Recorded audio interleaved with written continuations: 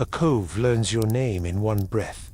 The anchor slips, kisses sand, and the boat exhales as if it has been holding you all day. Lamplight folds the water the way a hand folds a blanket. Oil smells like summer held in a jar. Rope remembers. Salt. Your stomach predicts a silver feast because the sea is everywhere, and something in you knows this hunch will be politely corrected. In 10 quiet minutes, you will meet the pantry that does the real lifting. Barley bread, olives, pulses, a square of cheese, a ribbon of salted fish, used like punctuation, not plot. Your cup won't swagger. It will be wine taught to behave by water. Songs will time the mending. Herbs will turn ordinary heat into comfort. If a wind sulks, dinner waits. If a wind brags, dinner waits smarter.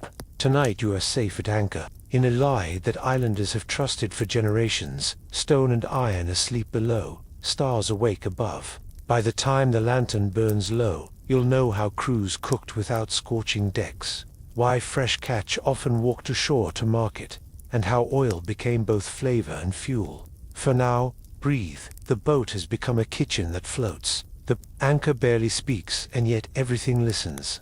A hush moves outward from the bow, like a ripple learning to be a circle. The boat steadies. The world keeps sliding, only slower. You taste olive smoke in air that was water a moment ago, and think, here is a kitchen wearing sky. Dusk puts its hand over the sun, and says, kindly, not yet. You ease the line, feel the weight, and recognize the old partnership between human hands and heavier things. Island crews choose lee coves the way bakers choose proofing spots, by feel, by habit, by a library of winds stored in the body. A shoulder of land breaks the swell. A tongue of sand gives the anchor a reason to stay. A notch of cliff is a promise that gusts will arrive with their edges rubbed off. Anchors have personalities. Some are plain stones tied clever. Some carry lead and a sculptor's confidence. Some are iron with a geometry that enjoys work. You set yours the way you set a table. Deliberately, invitingly. Pay out snub. Feel the hull swing to face the night, as if the boat were turning toward a story it already knows by heart. You trace the line with your palm hemp swollen with the day's spills and the sea's opinions, and listen for complaint. The rope only creaks like an old door agreeing to guard the threshold. Sails come down gentle, not in a hurry. Cloth pulls then, lies flat, the sudden quiet like pages turning themselves. A crewmate coils halyards with the calm of a person who has learned that future ease is earned one loop at a time. Another checks chafe points, those small negotiations between roughness and loyalty. A third peers into the water as if reading a friend's face. The boat begins its small anchor dance, nose to the wind, then a courteous nod to the left, then back. The way a sleeper changes sides without waking. Cooking on wood is a romance. Cooking on wood on a wooden boat is a lesson. You do not light a caprice on planks. You build prudence. Most meals happen at anchor with a brazier armored in sand, or ashore on a tripod where pebbles behave like an audience and a rock ledge plays hearth. Someone ferries the pot to land in a skiff, oars murmuring, light on the blade. A short commute from deck to temporary kitchen. Other nights, on wider boats, the brazier sits in a tray that pretends to be a beach. Safety first, flavor close behind. Your mind takes inventory without naming it. The cove smells like time written in salt. The water tells pebbles to practice their roundness overnight. On shore, a small fire makes a sound like a polite pen.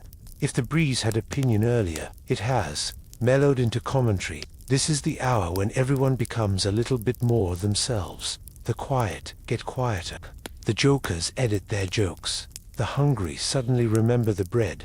The boat pantry has rules, and you can feel them even before you lift the lid. Weight low, bread high, oil upright, water where shadow does half the work. Amphorae sit in their nests of rope like dozing cats, convinced of their own stability. Skins lean in the shade, cool to the touch, leather with the gloss of care. Baskets suspend from hooks, away from damp, as if the air could be persuaded to behave like a shelf. No one ransacks, hands move, as if they are in conversation with memory. This jar here, that pouch there. The pouch with the raisins behind the olives, because raisins will volunteer for duty if they see you first. You visit the stern and count the lights on shore. A few lamps at cottage doors. A chapel lantern, its small gold, steady as an old promise. On some nights, a monastery's window glows from within, the kind of warmth that tastes like beans and bread, even from a distance. Harbors are part kitchen, part map, part choir. Each cove has a particular chord. Tonight it is 2 notes, water on rock, rope on wood. The crew falls into tasks with the rhythm of people, who both like each other and know how to be silent near each other. One sets the tripod ashore and finds a flat stone with the judgment of a mason. Another rinses a pot in clean swish, avoiding sand like a scholar avoids crumbs on a manuscript. Someone trims a wick indoors so the cabin will be useful without bossing the night. You watch for a moment that is not busy and breathe. You're safe here. The cove holds, the anchor holds, the sky holds. If you listen, you can hear ages talking, softly. This kind of cove has seen stone anchors before iron, oars before sails, resin before pitch, had a better argument. Sources suggest islanders kept their cooking cautious. A deck is a livelihood, not a tabletop. Fires move ashore when prudence wins, which is most nights. On wider decks, sand in a tray becomes a portable safe beach. Either way, meals happen where sparks are watched, like toddlers, and drift is a rumor rather than a plan. Now small puzzles become pleasures. Which way will the smoke decide to travel? Where can the pot sit to murmur without sulking? How much wind is honesty, and how much is exaggeration? You learn to orient, so the fire's breath leaves the boat alone, and the boat's breath leaves the fire unconfused. The cliff gives you a back. The open water gives you a view. Between them, supper learns to happen. A peel of citrus brightens the air, like a sentence that arrives in time. A sprig of oregano makes a fist in your hand, then becomes scent. Oil uncorks with a sigh that feels like dusk tying its own shoes. The pot isn't ready yet. The pantry hasn't been opened yet. But already the cove is convinced that food is underway. It is the hospitality of possibility, even before bowls. Comfort is occurring. You look down through the surface and see the anchor line describe a simple geometry against the sand. It pleases you the way a clean margin pleases a reader. The boat knows where it is and why. A skiff returns from shore with the first quiet cargo, a wedge of dry wood, a confidence check, the grin of someone who loves flames but loves hulls more. The little fire answers with a whispering yes. You think of the day's quick food, flatbread at noon, a handful of olives that taught your mouth about patience, maybe a fig that tasted like summer storing itself for winter. Evening, though, asks for heat. Not much, just enough to persuade beans or fish scraps or greens to agree with one another. The island gives you herbs as if gossiping. The sea gives you salt by simply existing. Oil gives you a silk that your tongue interprets as kindness. There is a joke on many boats that the anchor smells supper before any person does. It's a good joke because it feels true.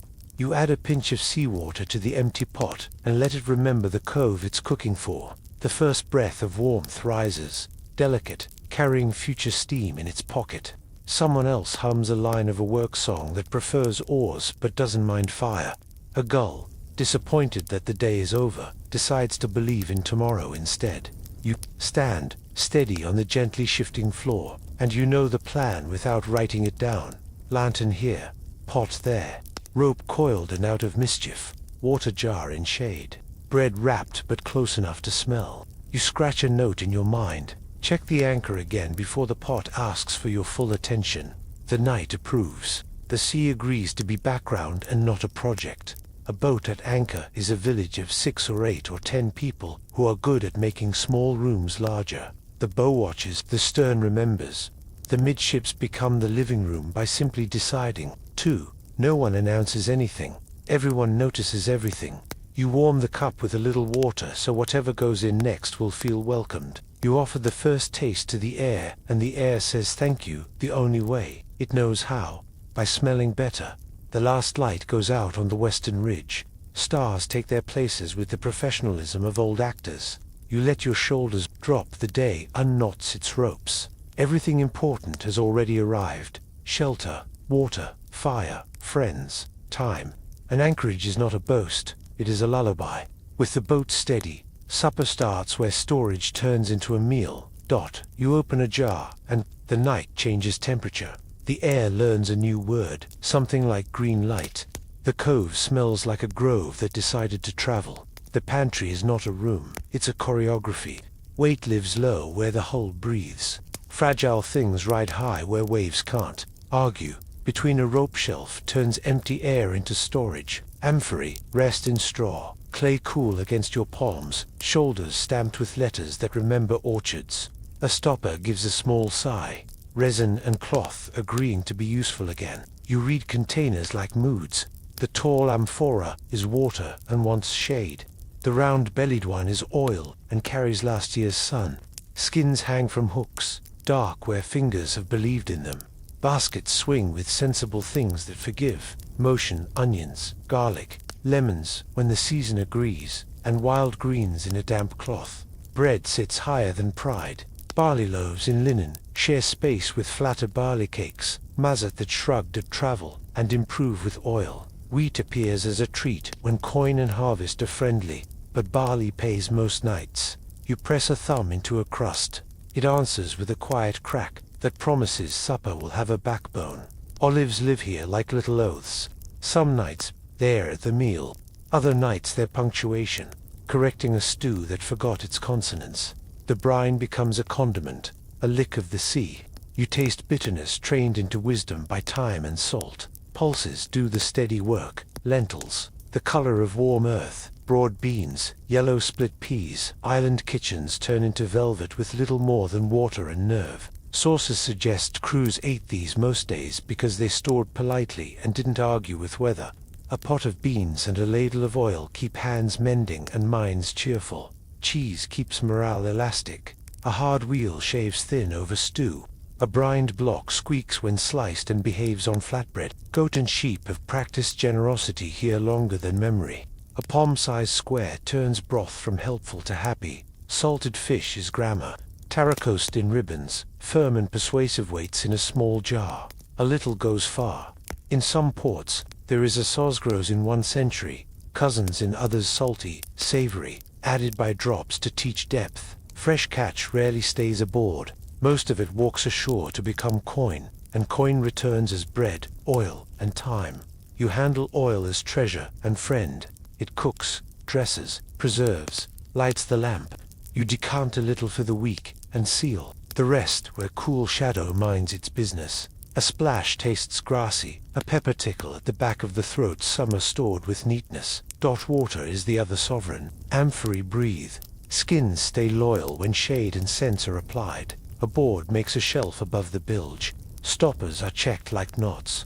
If the taste is tired, a little wine teaches it to behave. Storage has tricks that travel by story. Keep bread away from the hull where damp is ambitious. Hang baskets because mice respects gravity grudgingly. Slip bay leaves into sacks because even pests have preferences. Keep a tally on a potsherd. Loaves remaining, jars opened, oil poured. Trust is also equipment. You inventory with all your senses. Amphora, clay cool against his skin. Straw rustles when you lift a jar. Olive brine rises when a lid moves and writes its name at the back of your tongue. A cork says, later, not now. Small details are rigging for appetite.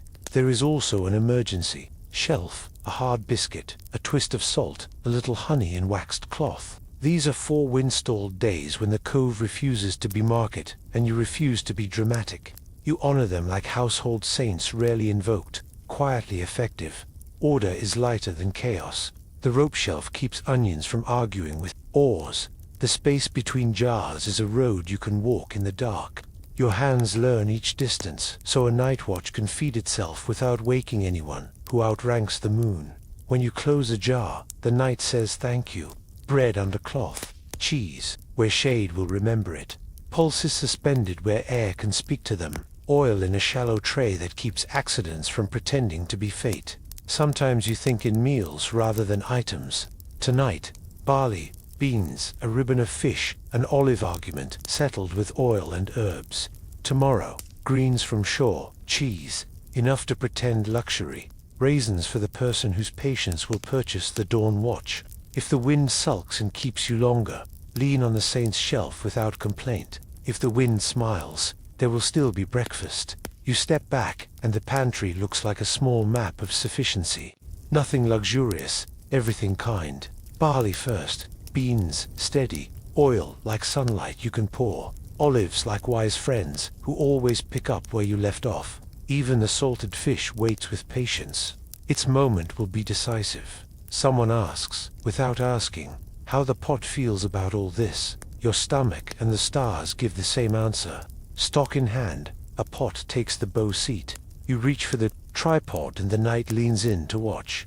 The kettle is not a kettle, but it clicks like one. The lid settles with a sound as neat as a period. The air near the tripod grows 1 degree softer, as if the shore has remembered a recipe older than the boats. You set the pot as if you were seating a guest of honor. 3 stones make a small council. The fire is modest, dry sticks, a palm of twigs, then a few quiet logs. On a wooden boat you'd use a tray filled with sand. Ashore you borrow the beach itself. Either way, caution cooks with you.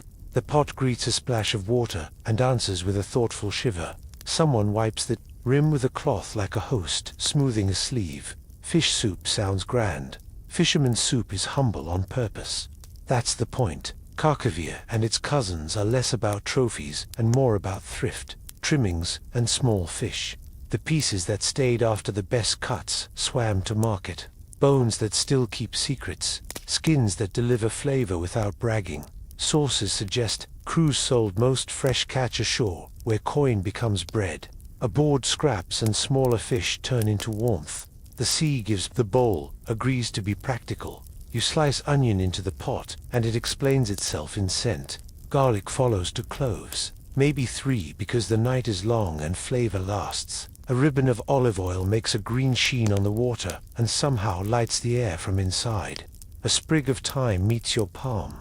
You rub, and the cove smells like hillside sun, as remembered by night. Oregano likes to be pinched. You oblige.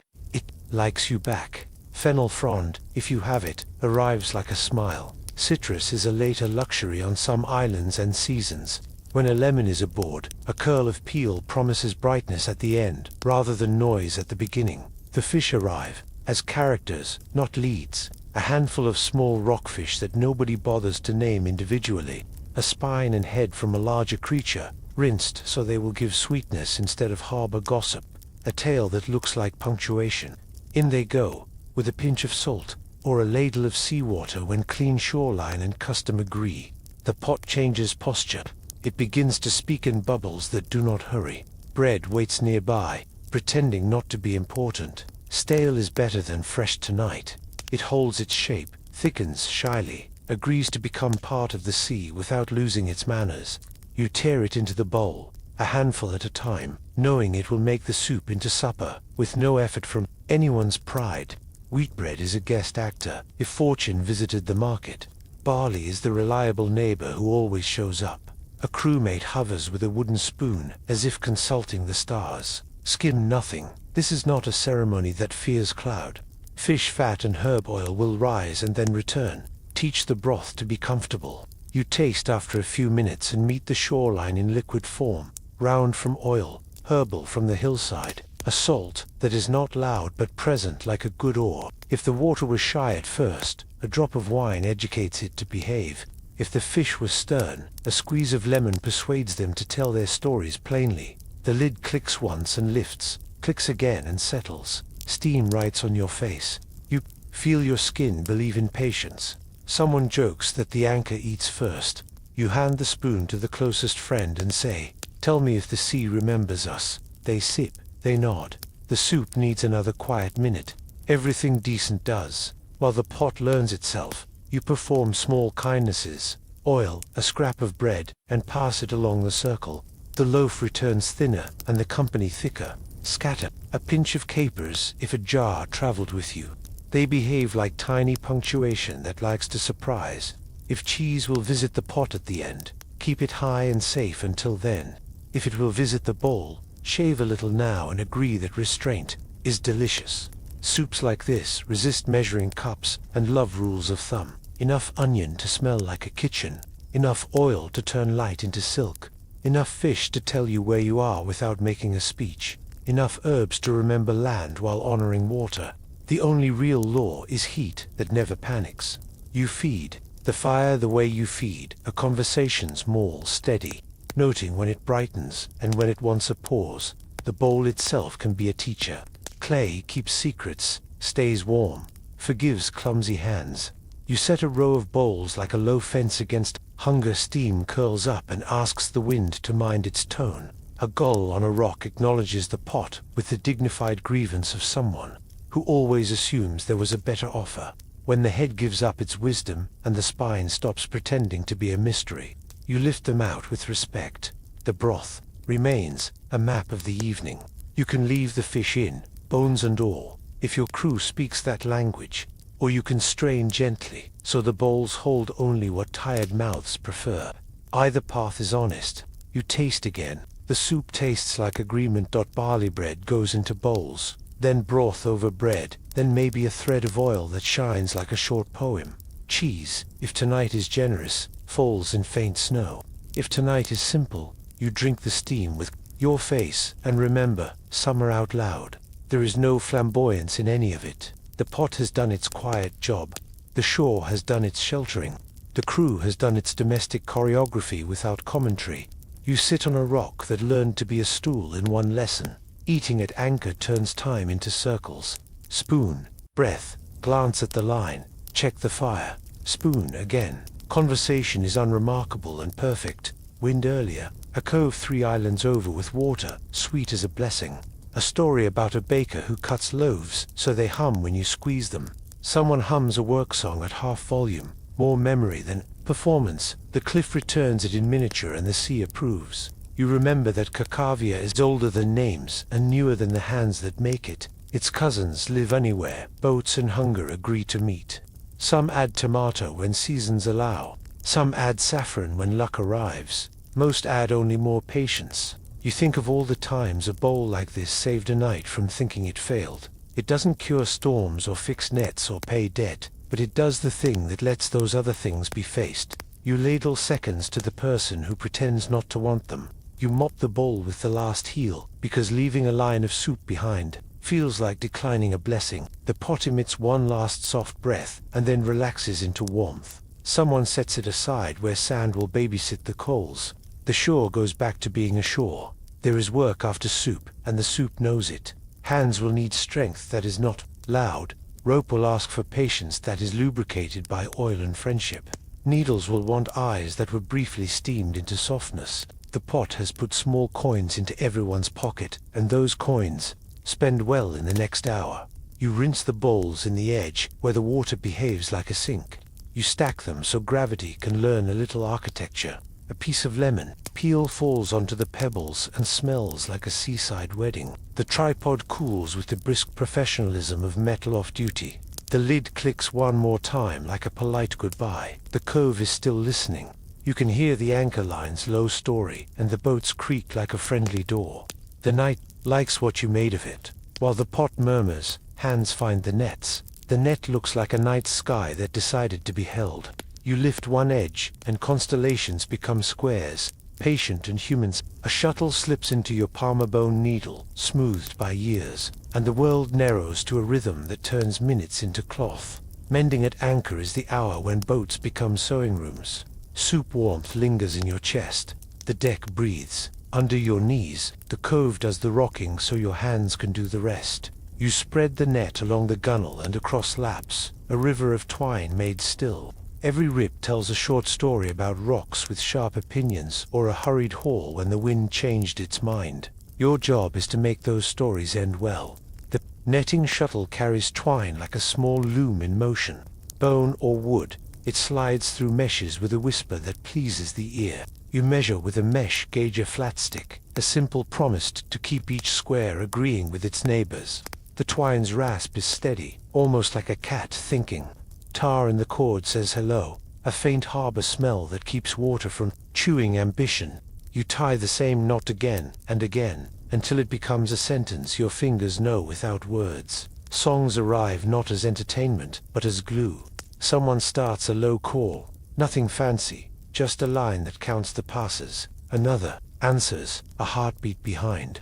The tune knows oars, but it likes needles too. It keeps time where clocks won't last, and makes fatigue feel like part of the crew instead of an adversary. A verse about a lazy wind, a chorus about a bakery 3 coves away. Work smooths under the melody's hand. You wear a rag around one index finger, linen gone friendly from use. The twine pulls across it with a sweet friction that turns effort into warmth. On the first nights of a season, you earn a sting and a tiny blister. After a week, the skin learns diplomacy. Your fingertips memorize tension too tight, and the net pouts. Too loose, and the square forgets its purpose. A good mend is invisible. In daylight, and perfectly obvious to your pride, floats and weights rest nearby, patient as classroom props. Cork or wood for the sky side, lead or stone for the sea floor. Together they are the net's manners, teaching it which way is up. Sources suggest crews kept spare floats threaded on lines, so replacements could happen before dawn made opinions. You sand a burr from one cork with a scrap of beachstone, stroke away the splinter's ambition, and feel the material remember what it is here to do. Float and forgive. The boat is a tailor shop with a tide chart. One person holds the wound open so the edges stop sulking. Another passes twine. A third scouts for thin places that haven't yet confessed. You mend holes and then you mend almost holes, because thrift that happens early feels like talent later. The lantern near your knee plays sun for the evening and oil-fed moon with better intentions. Shadows of knots dance on the planks and call themselves lessons. Sometimes a needle pauses above the net while memory shows you an old teacher's hands. Mind your gauge, he would say, placing a slat between your fingers like a polite threat. Make each hole like its neighbor. Fish respect consistency. He wasn't wrong. A shoal that once trusted your net will often trust it again if the squares keep their promises. You tie, slide, snug, tie, slide, snug, and the sea inches closer. To cooperate in tomorrow, the cove listens. Pebbles mutter when a small wave tests the beach. A rope hums a single note against a cleat, not annoyed, just opinionated. Farther along the shore, a crew mends a tier you can't see, only hear. Every anchorage after dark is a village of tiny surgeries, no theater, no applause, just repairs made at the speed of patience. Tar leaves a film on your fingertips. A sailmaker's perfume that season never quite erases. It keeps rot from turning twine into confession and makes your hands smell like usefulness. You rub a touch into a knot and it shines like a good idea. The thread learns to resist water with calm instead of drama. A well-tarred mend ages slowly. Forgetting which night fixed it, you test a repaired panel by pulling it like bread dough. If the square shrugs and holds, you allow yourself a nod. If it sulks, you take out 2 knots and let humility keep the boat. Pride is expensive in this line of work. Thrift is music. The crew's laughter, when it happens, lives under the breath. Stories told are mostly inventories with manners what torware, who spotted it first. The rock the pilot won't forgive, or will secretly thank for teaching better routes. Someone hums the work song again, this time slower, the night lulling, even the melody. You add a harmony that pretends not to be one, just a second line stepping carefully beside the first. The shuttle moves faster, the holes shrink like rumors in daylight. You sew a curve around a small jag, and the mesh meets itself as if surprised to be whole. You hang finished sections to dry where a breeze can curate them. Wet twine remembers to be taut. Dry twine remembers to be strong. The lantern paints square shadows on the sail, like a lesson with diagrams. You tuck your needle into its pocket in the coil. You know where it sleeps, and it knows where you live. The deck has accumulated small proofs, ends trimmed neatly. A spare gauge, a cork that looks relieved, a smear of tar shaped like a signature dot. In a quiet moment you lay your palm flat on the mended place. It feels like a thought completed. The net has returned to the shape of its idea. A patient sieve, nothing heroic, everything useful. Tomorrow it will draw lines in water and ask fish to change their minds about freedom. Tonight it is domestic, like a blanket that intends to pay rent in the morning. You coil the repaired panel as if wrapping a gift for dawn. The song winds down, without needing an ending. Someone yawns in a dialect older than islands. You set the shuttle aside, wipe tar from your fingers with a bit of linen, now permanently your accomplice, and look toward the black shape of shore where morning will exchange Promises for bread. Morning needs bread time to plan ashore.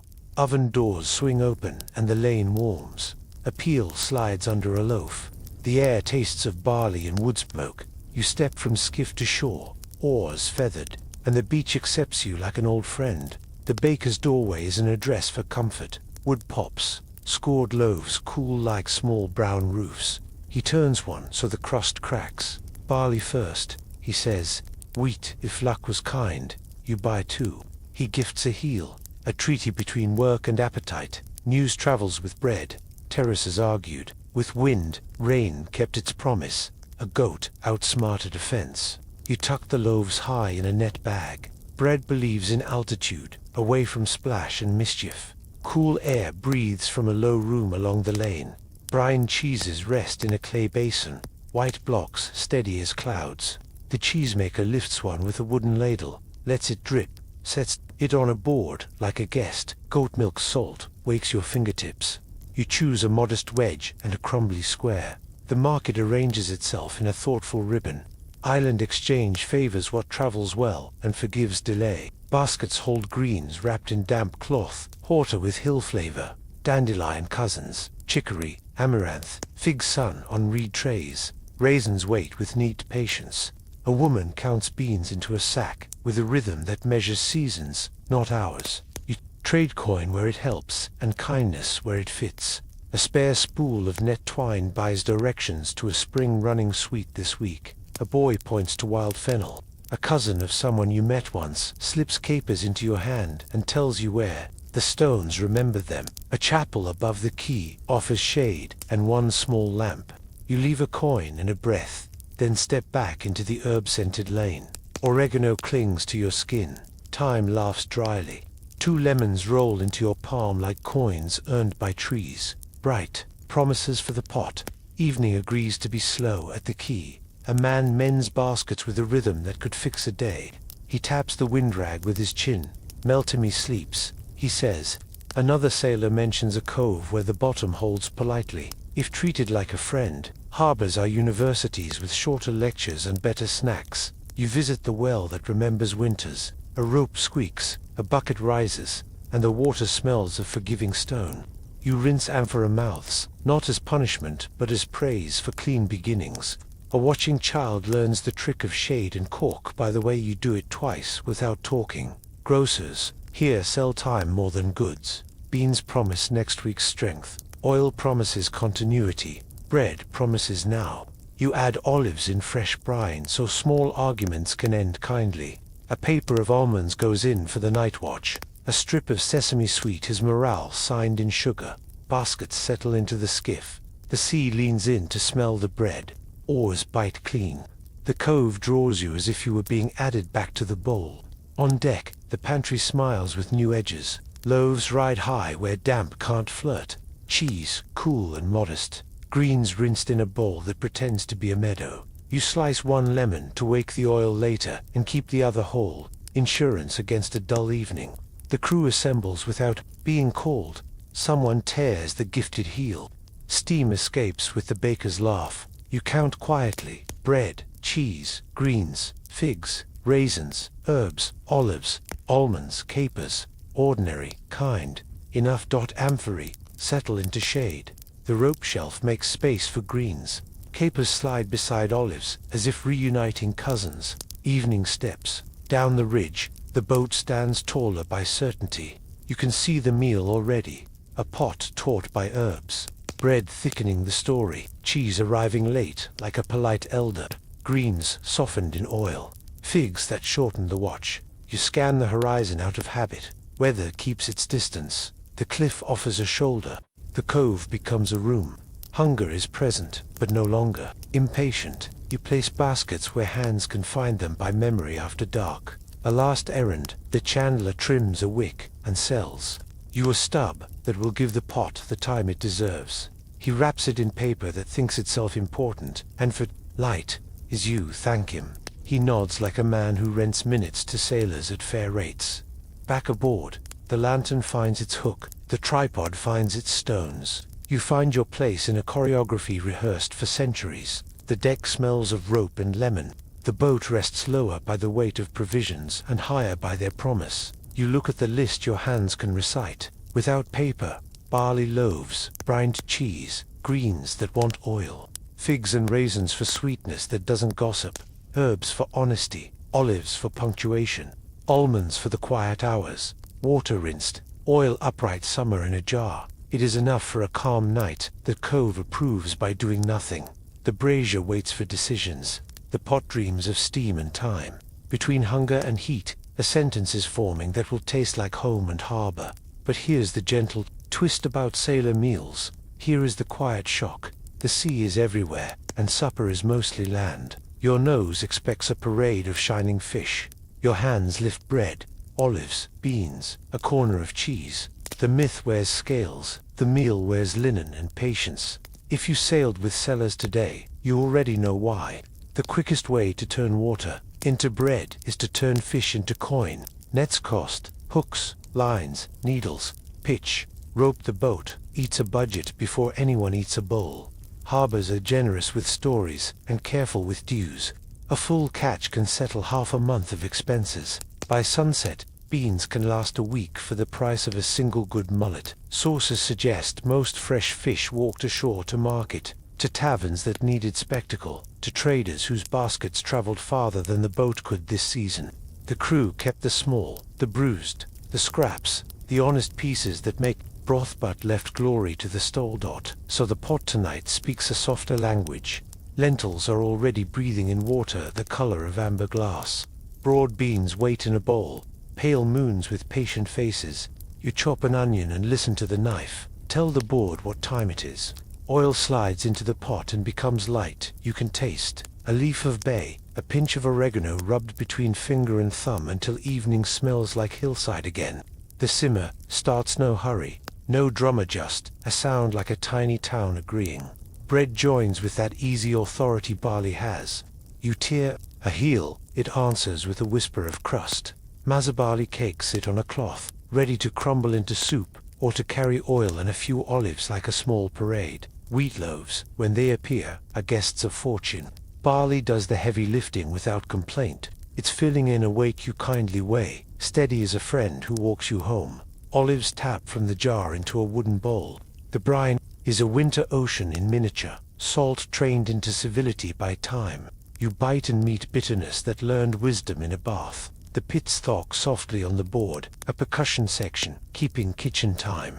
Oil arrives again, this time raw, a ribbon across bread that glows like late sun on rock. You understand the arithmetic. Oil is energy in a jar, inskeepable, generous across seasons, a splash for the pot, a splash for the pulse mash, a thread for the greens still in their damp cloth. Cheese takes a turn like a kindly neighbor goat or sheep, brined enough to travel, firm enough to shave thin. It lands on bowls as permission for pleasure. The knife flicks off crumbs that disappear into eager fingers. Protein is mostly this, plus beans, plus the small salted fish you treat like punctuation.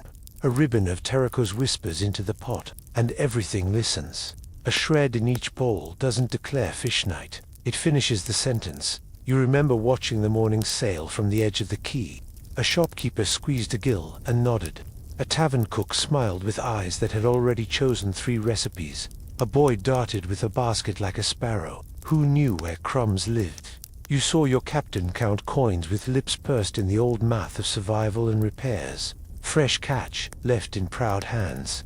You carried home what keeps a crew working tomorrow. The sea was employer. The land was banker. Your bowl is payroll in edible form.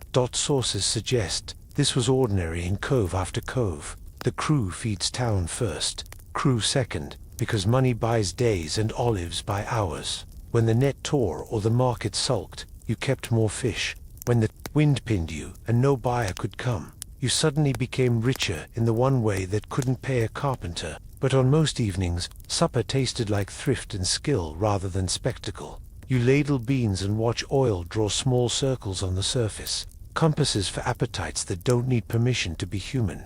Someone breaks figs and drops them into palms. Raisins follow. Patient sugar that knows how to wait out weather. The greens go in a separate pan with a little oil and a little water until they soften and remember they grew in light. Capers make brief appearances like clever lines, told once. The pot does not argue, it never has. Beans know their job, to be comfort with backbone. Olives know theirs, to keep a mouth guessing pleasantly. Bread is the bridge between everything. Oil is the link that makes the bridge shine. A thread of salted fish, a crumb of cheese, the whole shore is inside the bowl, not as a spectacle, but as an agreement. You hear a crewmate make the old joke. The boat sells fish so the boat can keep fishing. Everyone nods because it's a proverb and a budget in one line. The beans taste better for it, as if wisdom were a seasoning you can't buy. A few drops of wine find their way into a cup of water and the cup becomes friendly. Water alone is honorable. Water with wine remembers to stay safe in jars a bit longer. You take a sip and feel the quiet engine of evening begin to turn. There are feasts market slow. Luck stubborn. A basket of small fish refuses to fetch a price. And then the deck becomes a festival, and the pot learns to count to a larger number. But the reliable story is this one, where glamour waits in other hands, and your hands make continuance. In some areas and islands, saucers rocked with deep, briny savigaros, and cousins at drop a meal. In others, simple brine stood in, and nobody suffered in the telling. Scholars debate details. Mouths recognize the principle, a little preserved. Sea makes land foods sing. Your bowl empties in reasonable time, the way a good song ends before you ask it to. You wipe the curve with bread until the clay is just warm and honest.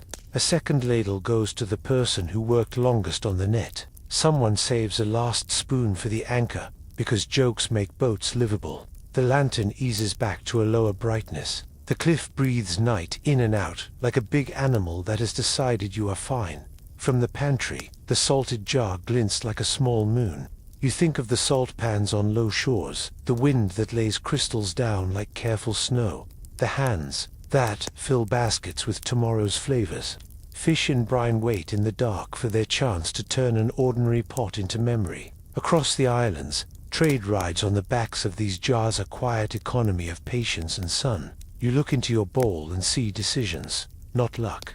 Bread in the right place, beans given time, oil treated with respect, salt used as a letter, not a shout. The sea gave you a living.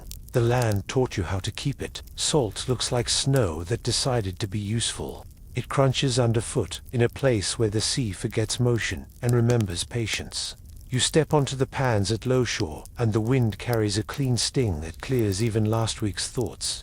A worker drags a wooden rake, and the sun arranges crystals the way a careful scribe arranges letters, small, repeatable, persuasive. Here is where supper learns to last. Shallow ponds lure seawater across a flat world. Sun and wind perform arithmetic. Brine grows stronger until it becomes a field of white that sounds like very fine gravel when pushed. Hands scoop, baskets strain. A mound forms that will travel farther than any single boat.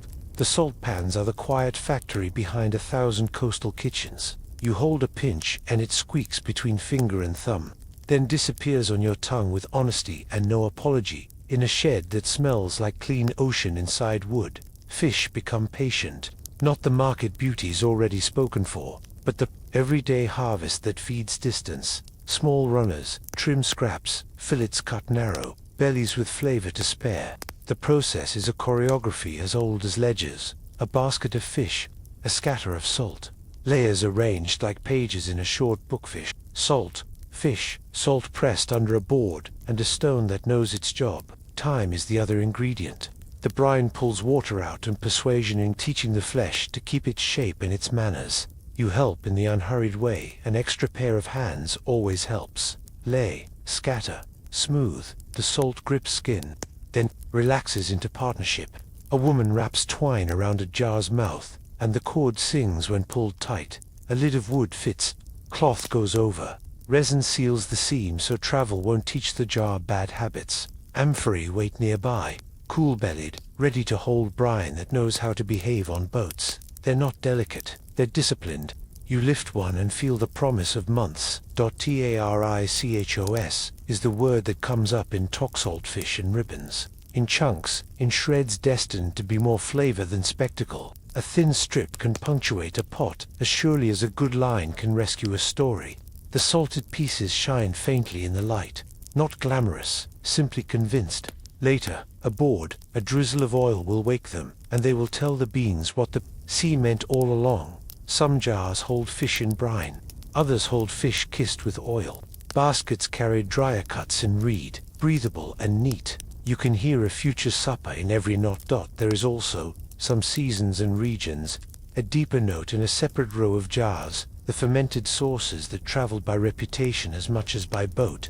Older texts praise garrows, or cousins under other names. Sources suggest recipes and geography shifted over centuries. But the principle remains. Press, collect, clarify, then use by drops. If it's in the pantry tonight, it will ask for a spoon handle's worth, not even a full spoon. If it isn't, the brine and oil will do lovely service alone. You resist arguments about correctness. Hunger prefers kindness. Traders arrive like birds who know where the tide leaves gifts. A donkey breathes at the door.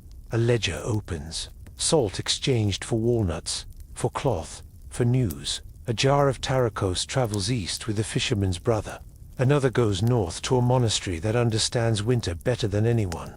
You recognize the shape of an economy that doesn't shout. Jars stacked, cords tied, seals warmed and pressed with a sideways thumb. Each leaves with a chalk mark that means a harbor will eat well when the wind sulks. Back at the cove you carry your share, the way you carry a sleeping child, close, careful, with the sense that jostling matters. The jar rides low in the skiff, where center holds. The sea lifts you, you lift the jar. The boat accepts both. On board, a tray of sand receives it like a host, receiving a guest who brought stories. You touch the seal. It's firm, slightly tacky, smelling of pine and reassurance. Salt changes the pantry's voice. Before, it was a chorus of bread and beans. Now, a section of low brass arrives. You open the jar just enough to slide in a small wooden spoon.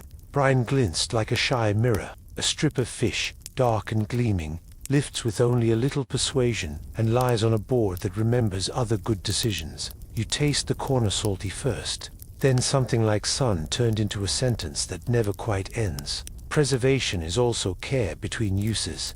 You settle the strip back under the brine so air won't make a different plan. You wipe the rim with a clean cloth that smells faintly of lemon from other days. You reseal and set the jar where it can feel shade on its shoulders. The rope shelf offers a nook that keeps it away from heat and hope. The crew knows not to This is treasury, not treat. The dried cuts travel differently. They live in red baskets or cloth sacks, wrapped and kept where breezes can curate them. You tie a string round the bundle, write a tiny knot code you'll remember, and hang it high. On damp nights they move closer to the brazier's general neighborhood. Not for cooking, just for company. These are patience embodied, a pot's lifter, a stew's companion, assurance against weather that edits plans. You think of the chain that made this small security. Salt pans bright as midday, strong backs, jars that know the art of not failing, boats that carry more than sailors, markets where brine tastes like coin, kitchens that can count to winter without fear. A single ribbon into tonight's stew is a paragraph of gratitude. You don't have to speak out loud. When a storm keeps you days longer than planned, the jar is the difference between gloom and a good story. Beans plus brine plus a few shreds make a soup that pretends to be luxury. Bread dipped in the liquid remembers a coastline you aren't seeing today, and memory becomes nourishment. The crew chews in sync like people who have practiced patience, enough to trust it. The net dries slower. The mood dries faster. The pot does consolations without speeches. You learn restraint from this food. A ribbon is plenty. 2 ribbons is bragging. The goal is not to make the sea dominate. The goal is to make land and sea agree. Oil helps with the treaty. Herb sign, bread witnesses. Salt, the unassuming partner, keeps everyone honest.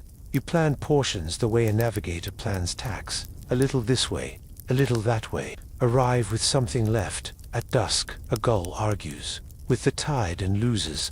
You tie the jar's cord a bit tighter, then loosen it because jars do not like anxiety. The rope creaks, approving. The breeze moves through the rigging as if airing a song. Below, the anchor thinks its heavy thoughts. Above, the cliff offers a shoulder where night can lean. You fill a small cup with brine and set it where the cook can reach without turning. A drop wakes beans. 2 drops scald them. The crew laughs softly at the ritual, the way the spoon hovers, the way someone always says, enough, and someone else says, one more. You keep the peace by tasting, then pointing at the oil, bottle and the herb pouch, like a referee who believes in good games. Preserved fish is how boats take the sea with them when they leave the sea for a night. It rides easily, feeds generously, keeps promises across distances and calendars. It lets a cove be a kitchen, a skiff be a pantry, a storm be an inconvenience rather than a thief. You close the jar, press the resin cool with a thumbprint that belongs to you now, and feel steadier than weather. The lantern swings once, approving. The boat answers with a small creak that means content. You look at the water and imagine tomorrow's route, like a line drawn with a wet finger on a table. Jars secure, bread high, beans ready. The sea supplied supper. The salt made it last. To drink well at sea, you learn to blend. Your first sip is a small cave, cool, dim, carrying a memory of stone. Your second sip carries sunlight into it. Wine, taught to walk instead of run. The cup knows the trick before you do. Water becomes better company when it travels with a guide. At anchor, drinking is a craft. Amphorae stand in the shade, like quiet guardians, bellies cool, shoulders tied with cords that remember knots better than names. Skins hang where breeze can practice. It's rescue work. A damp cloth around leather turns wind into a faint well. Stoppers get checked with the seriousness usually reserved for anchor lines. A chipped cup, a shallow bowl, a clay mug. Nothing fragile, everything patient. You lift one and feel the clay's cool deciding to be on your side. Water is honorable, but moody. Give it sun and time and it grows tired. Tasting of container and a day's small dramas. Island crews learned the workaround a long time ago. Teach water manners with a small amount of wine, not a boast, a remedy. The ratio depends on heat, work, and habit. 1 part wine to 3 parts water is a common truce, though scholars debate the exact arithmetic from century to century. The principle, though, is steady. Diluted wine is less tempting to troublemakers, more friendly to the stomach, and less likely to argue with the jar that carried it. You open an amphora and a pine. Hillside leans into the cove. Resin in the lining hums its note. A ship smell and a grove smell married by purpose. Pitch keeps seepage small and spoilage shy. It lends a flavor some crews love on principle, and others accept the way you accept sensible shoes. The resin note is a message to you as much as to the liquid. Someone cared enough to make this jar faithful. There are wines that travel unresonated too. There are skins sealed with fat or wax. Practices vary, sources suggest, with place and purse. What you taste tonight is a collaboration between clay, tree, and weather. The mixing happens in a bowl that has mixed other things: barley for mash, herbs for stewbit. Tonight, it is promoted to crater in miniature. A ladle moves between amphora and skin like a diplomat. 1 cup of wine, then water again, stirred with the back of the spoon, not the front. As if politeness extends to liquids, the crew waits without fidgeting. Everyone knows the wisdom: drink too strong and tomorrow stumbles. Drink too weak and the jar dies before the week ends. The bowl decides the middle path, and then the middle path decides your mood. The first pour belongs to labor, a long, steady draw that returns your mouth to usefulness after salt and knot and soup. The second pour belongs to courtesy, 1 to the person who mended the worst tear, 1 to the one who steered past the sly rock, 1 to the person who stayed quiet exactly when quiet saved the day.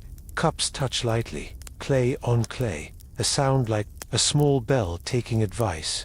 No boasting, no speeches, just throats learning to be grateful. You take your turn at the spigot of a waterskin, easing the stop with 2 fingers so the flow behaves. The leather smells faintly of smoke and long weather. It creaks like a saddle remembering journeys. You fill, top, pass. On hot days the skin wears an evaporative shawl, the same damp cloth trick that makes a breeze into a cold collaborator. Shade is honest work. So is a bit of wickering to keep containers off hot planks. The boat is a classroom in which everything learns to help. On shore, the spring still tastes like a blessing. You carry amphorae up in the hush between gulls arguing and children laughing. There is a cue and a quiet, A woman with a jar older than your boat shows you which rock to stand on, so the spout treats you kindly. Cisterns are the island's memory, sealed against weeks without rain, lids heavy, water cool as a secret. You rinse stoppers and mouths, not because they sin, but because they could forget their jobs. A coin clinks into the tray by habit. The spring needs no coin, but the roof over it does. Back aboard, the crew adopts a rhythm. Work, small drink, work, small drink, meal, fuller, cup. No one counts out loud. Everyone feels the line. A little sour wine made friends with a lot of water is safer than water alone in a jar that has traveled. In some eras, people brightened water with a dash of sharpness vinegar or sour wine with honey. Sailors' voices tell it. Scholars debate names and recipes. The thirst simply nods and drinks what is safe. You add a tiny sour dash now and then because your mouth says yes. Night advances and the resin's note seems to fade. Or maybe your senses soften around it. The clay warms gently in your hands. Your fingertips learn the cup's rim like an old map. You leave a little at the bottom for the planks. You were taught that somewhere and pour again, smaller. Drinking is not a sport on a boat. It is logistics with flavor. Wind deserves your balance. Nets deserve your accuracy. Stars deserve eyes that can count them. A crewmate offers a lesson learned from a stern captain on another island. Think of your jar in days. If you want to sail 5 days, divide it in 5 in your head. If the wind steals a day, your jar won't notice. You nod and try the arithmetic. It tastes like restraint and comfort at once. You mark the amphora's shoulder with a fingernail teeny lines. No drama, so hope and habit align. The rope shelf keeps the jar in shadow like a kind rule. The evening cup gathers small additions, a raisin or two, a sliver of fig, and the diluted wine learns to tell friendlier stories. Someone swirls and watches the way light behaves inside. The cup then decides the day has earned exactly this amount of sweetness. Another floats a single almond, a joke that still tastes nice. These are not recipes so much as games you play with tiredness, making water's discipline feel like hospitality. You thank the jar in your thoughts, the tree in your nose, the clay in your hand, the spring in your belly. You consider how many hands it takes to make a cup sail safely to your lips. Potter, vintner, cooper of stoppers, resin gatherer, well keeper, boatmaker, oarmaker, anchor smith, and the friend who reminded you to drink slowly. The cove seems larger when you thank it in parts like this, when the lantern dims a little.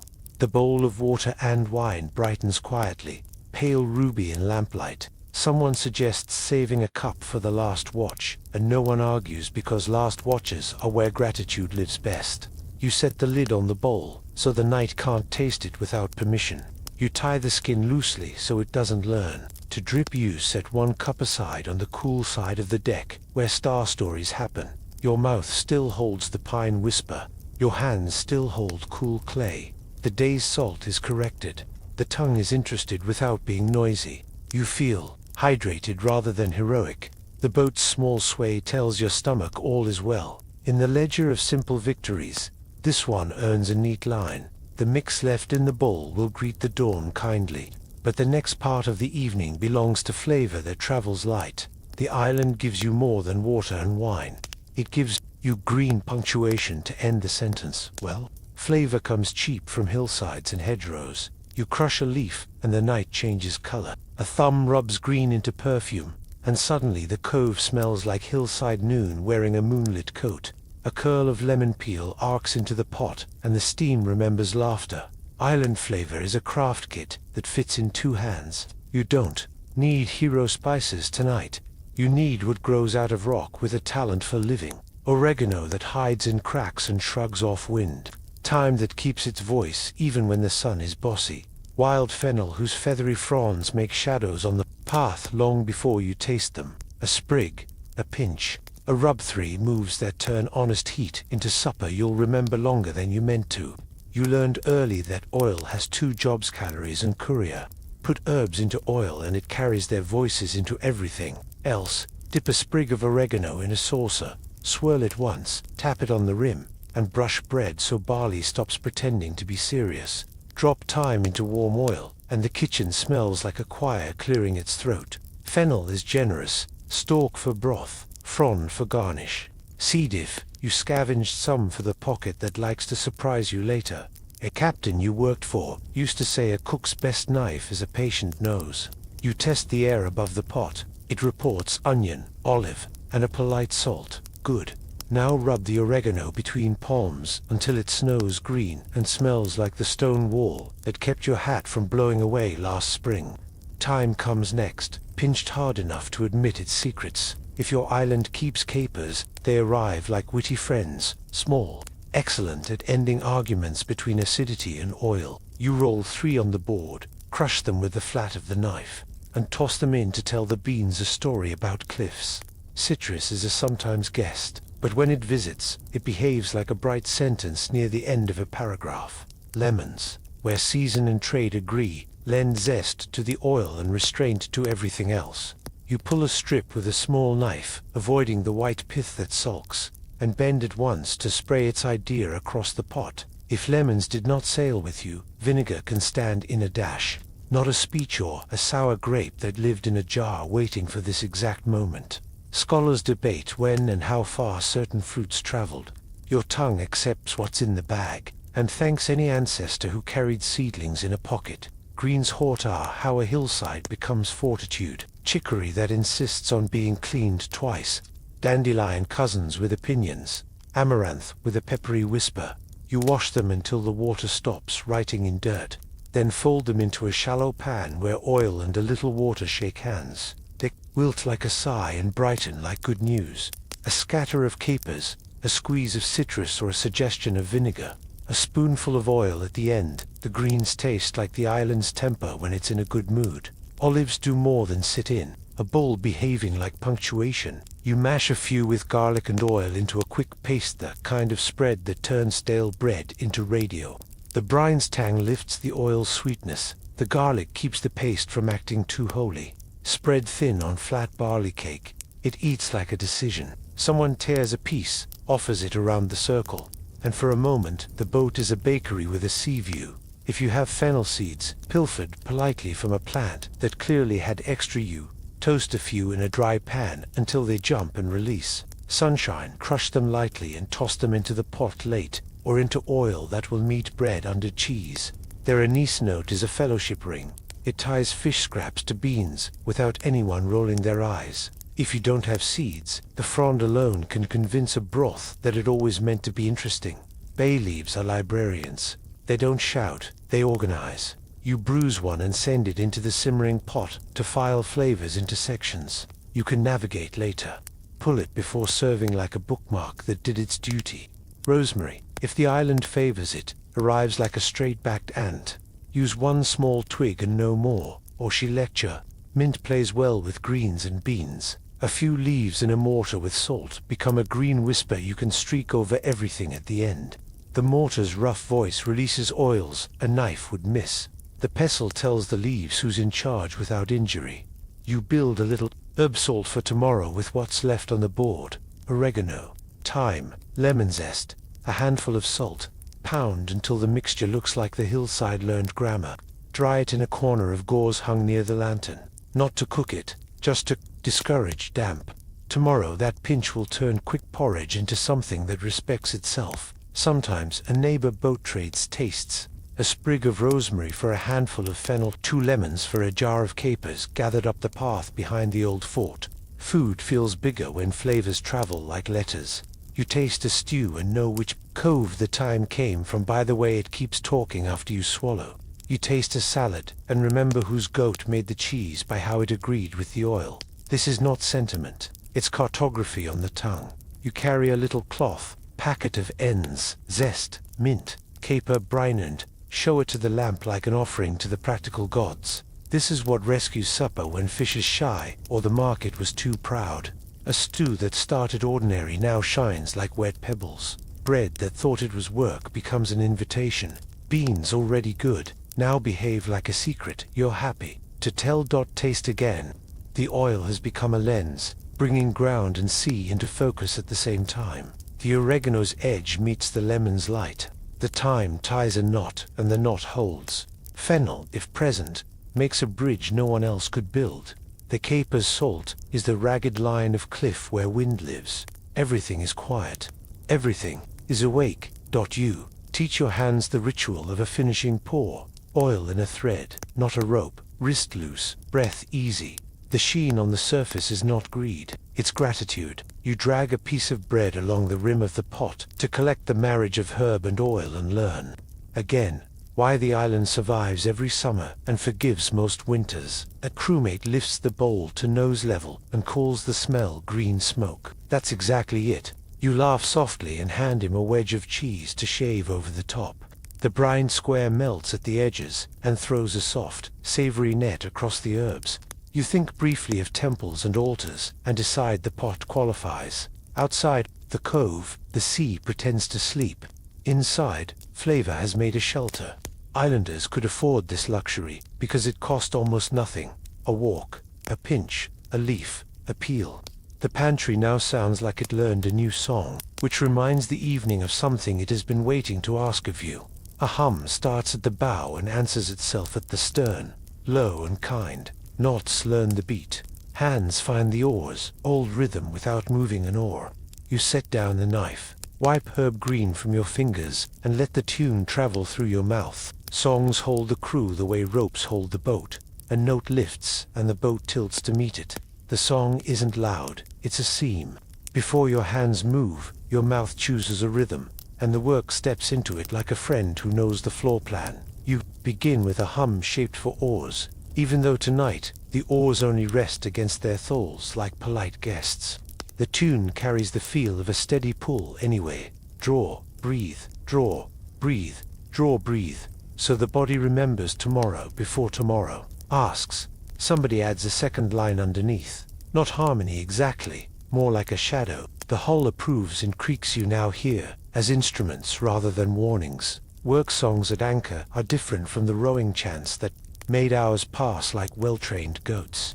These are domestic verses for hauling a net to inspect another. Seam, a refrain for folding sail so the cloth doesn't learn bad habits. A counting line for coiling rope that wants to be straight. The point is not performance, the point is agreement. You can sense the old lesson. Pace saves more backs than pride does. Command response is the easiest democracy aboard. A lead voice tries a melody you all have to know. The answering phrase gives permission to go on. The leader stretches or shortens a line so the pull finishes where the phrase ends. If the job is light, the words are long and lazy. If the job stiffens, the line clips and you find yourself tightening the knot on the beat without being told. No orders, almost no nouns, just verbs disguised as vowels. Songs borrow from anywhere the island keeps music. A harvest lullaby sneaks aboard and discovers it fits a halyard. A market cry learns boat manners and becomes a chorus about price and patience. A chant from a chapel near the quay lends its spine to a verse about weather that behaved. Sources suggest the details change by cove and century. The principal voice organizes labor does not. Even the gulls seem to respect this architecture. They interrupt less when you're singing. You tap the gunwale with a knuckle to mark the start of a verse, and hear other taps answer from bow and stern. It's not drumming, it's punctuation. You like how the sound maps the hull, how it lets each corner of the boat know the other corners are awake. When you lift a small weight to test a section of the line, the rhythm stays in your wrists. When you set it down, the rhythm returns to your mouth, as if nothing happened in between. Some verses are practical lists pretending to be poetry. A stanza that names Winsmelt Hemi for the spine. A southerly with damp hands, the sly west that arrives light so. You remember which coves welcome which moods. A chorus that goes around the crew, giving each person a virtue to carry for the night. One gets patience, one gets humor, one gets the habit of looking up at the stars when the mind starts pacing. A line that warns new hands not to feed the fire near rope ends, sung with a smile that still counts as law. You are generous to silence between songs. Work needs room to breathe, and so do you. But the moment a task threatens to become heavy, in the mind, someone restarts the hum, and the work remembers to be simple again. The tune can be nonsense syllables or lines about bread, or even a silly couplet about a lantern that thinks it's the moon. The sea has heard worse and forgives. Better on shore. After supper in a courtyard or by a beached hull, instruments appear that boats don't favor. A small lyre warms its strings under a cloak of fingers. A reed pipe tries a scale that tastes like time. Sometimes a bag with two voices. The island pipe sighs awake and makes the lane sound older in a good way. The songs there run longer, with room for verses that take a lap around memory. Who traded oil for rope last winter?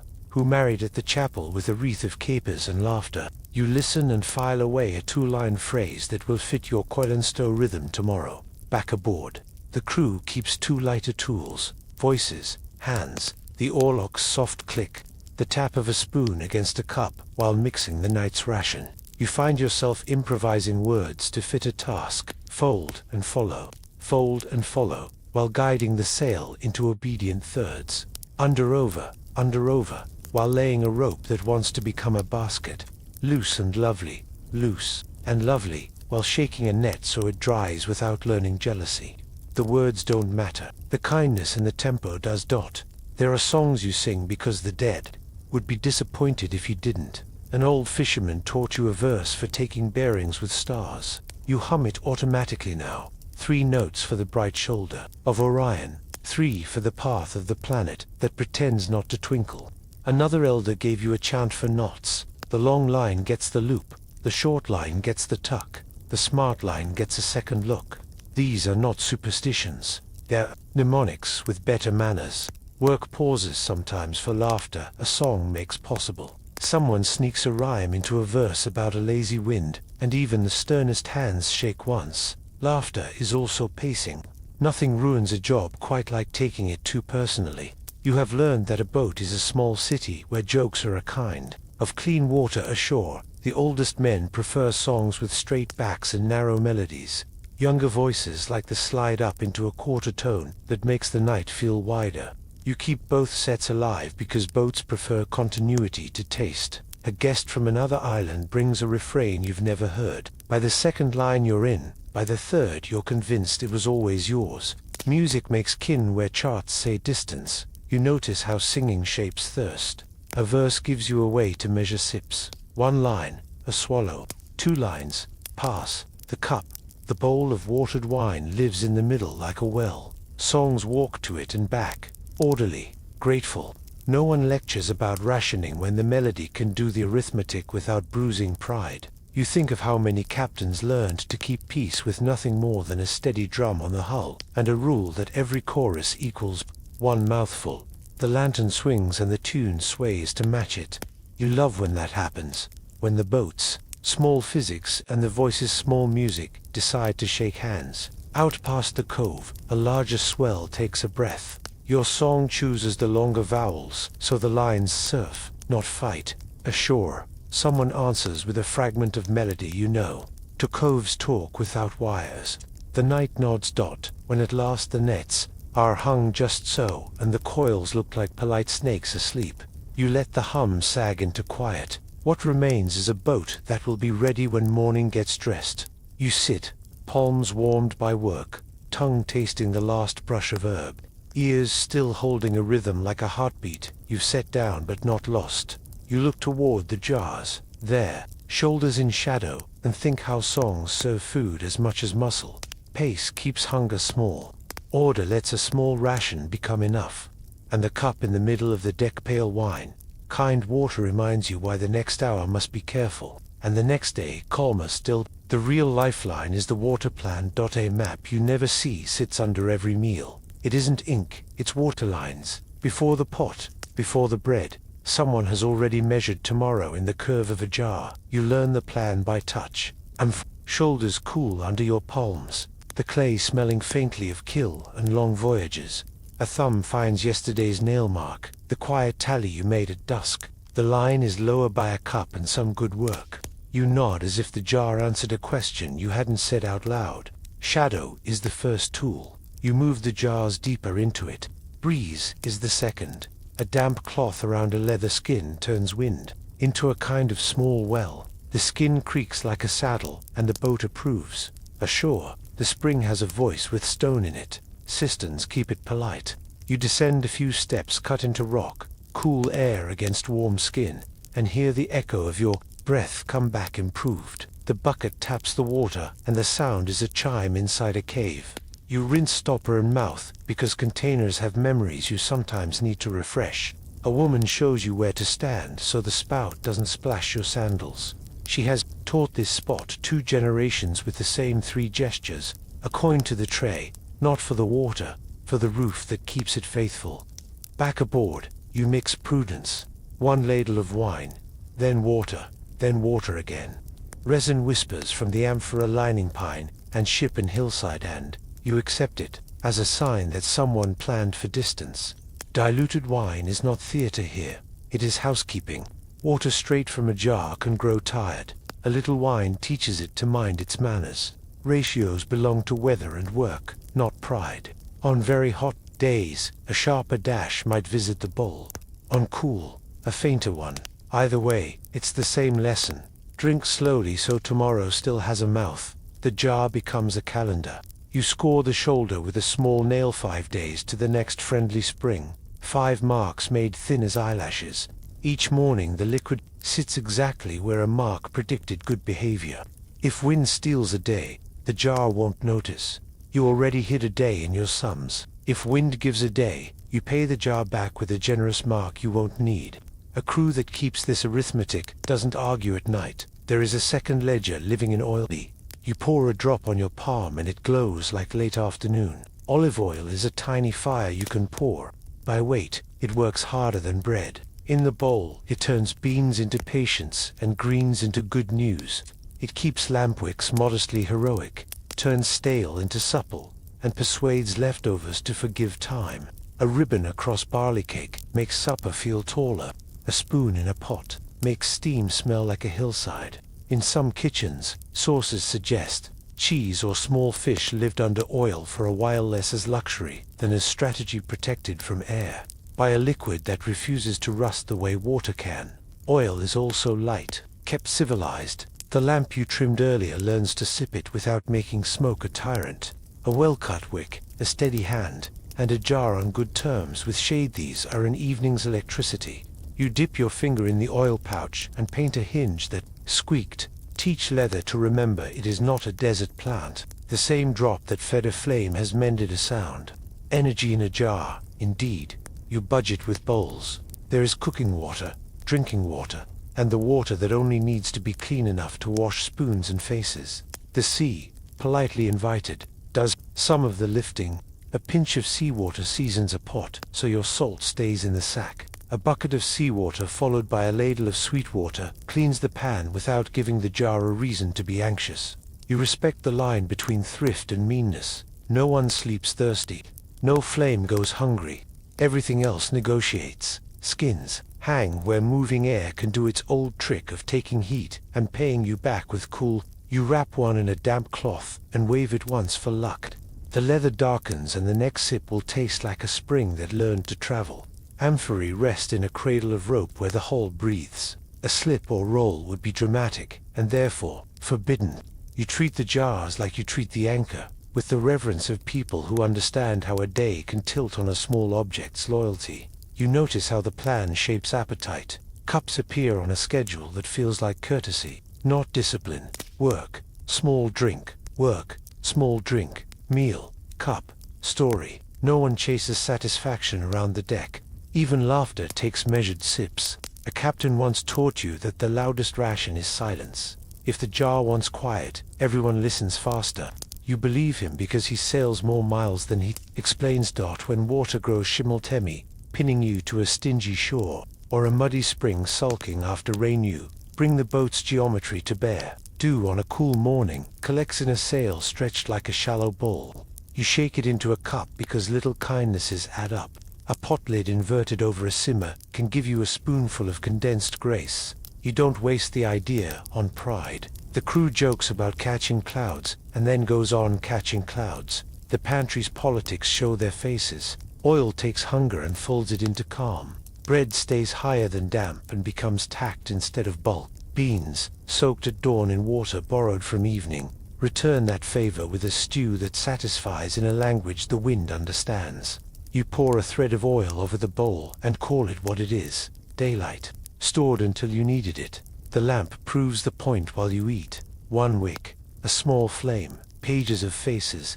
If oil is fuel for bodies, it is also tuition for darkness. The night becomes readable. The boat becomes a room. The cove becomes a neighborhood. If the lamp is generous, the jar must be guarded. When the wick gutters, you lower ambition, not safety. Darkness is allowed its share. Some nights you visit a monastery above the harbor. Their cistern is a doctrine in stone, rain taught to wait. The brother at the door gives you a cup that tastes like kindness, and a bowl that tastes like beans and order. He asks nothing but care for the steps on your way out. You carry that taste back down the path and into your skin. Hospitality is also water management with a human face. You think about how many meals depend not on the fish you net, but on the water you planned. How many miles depend not on sails full, but on jars upright. How many stories get told because oil remembered to glow in a way that didn't frighten sleep. In the ledger, heroics get a little line, prudence gets a page. The cove deepens to black silk. The rope sighs against wood. You set the mixing bowl under a cloth. Tie the skin so it can't learn to drip.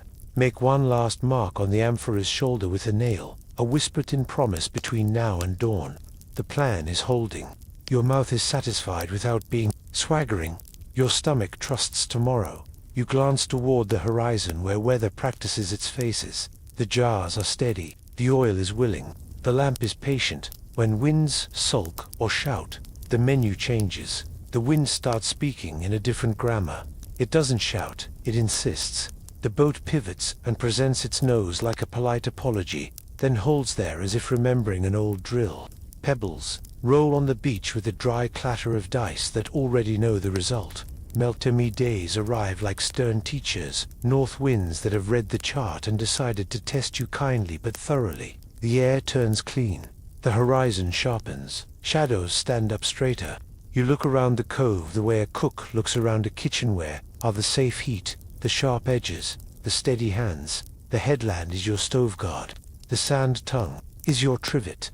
The sound of rigging ticking on the mast is your timer counting patience. You pay out more line, and then a little more. The anchor settles deeper, as if taking the hint that it's time to mean business.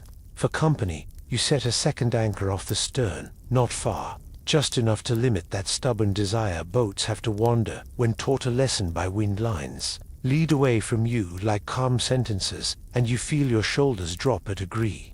Double anchoring is the maritime version of making tea before a long conversation. Light boats nearby choose another strategy. One is beached high on a sweep of rounded stones, its keel on a bed of driftwood that once wanted to be oars. To crew rock it gently until it finds the cradle it recognizes. They tilt the masts to quiet the nerve-wracking knock against the halyard, then set a stone as if it were a polite footman guarding the bow. Beaching is not defeat, it's prudence with local accent. You reorganize space the way a sensible house does in weather. Move breakables down a shelf. Coax heavy things a little lower. Ask jars to stop trusting hope and start trusting rope. Sit deeper in their rope cradles. Skins retire to the coolest corner. The lamp agrees to a smaller flame.